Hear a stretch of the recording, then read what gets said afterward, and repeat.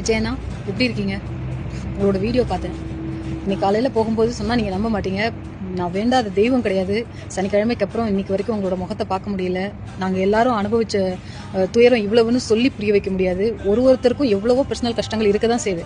ஆனாலும் ஆஃபீஸில் இருக்கும்போதும் வீட்டுக்கு வந்ததுக்கப்புறமும் 5 நிமிஷத்துக்கு ஒருக்க மொபைல் எடுத்து ஏதாவது ஒரு பிரேக்கிங் நியூஸ் இருக்காதா, உங்களோட வீடியோஸ் இருக்காதா, இல்லை நல்லபடியாக ஏதாவது ஒரு நியூஸை நம்ம பார்த்துட மாட்டோமான்ற ஆதங்கத்தில் இந்த சனிக்கிழமை நைட்லேருந்து இப்போ வரைக்கும் போராடிட்டு இருந்தேன். எங்களுக்கு உங்களோட வீடியோ பார்த்ததில் ரொம்ப சந்தோஷம்னா.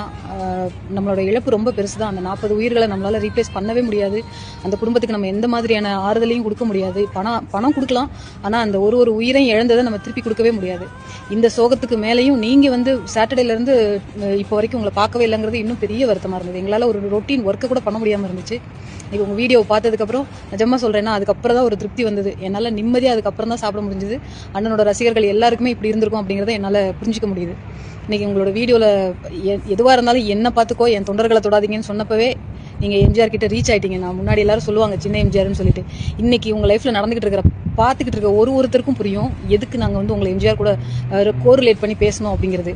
ப்ளஸ் உங்களோட அந்த அரசியல் பயணத்தை இன்னும் தைரியமாக மறுபடியும் தொடங்குவோம்னு சொன்னீங்க பார்த்தீங்களா, அங்கே நிற்கிறீங்கண்ணா. நீங்கள் எங்கள் எல்லாருக்குமே இது ஒரு லைஃப் மோட்டிவேஷன். எவ்வளோ கஷ்டம் இருந்தாலும் திருப்பி மீண்டு ஃபீனிக்ஸ் பறவை மாதிரி ஏஞ்சி வந்தீங்க பாருங்கண்ணா. ரொம்ப சந்தோஷம் தான். எனக்கு மனசார ரொம்ப சந்தோஷம். நீங்கள் ரொம்ப நாளைக்கு நல்லா இருக்கணும்னா எங்களுக்காக நீங்கள் நல்லா இருக்கணும். நீங்கள் நல்லா இருந்தால் நாங்கள் எல்லாருமே நல்லா இருப்போம். போல்டாக இருங்கன்னா பயணத்தை கண்டினியூ பண்ணுவோம். நம்ம தான் ஜெயிக்கிறோம். வெற்றி நிச்சயம்.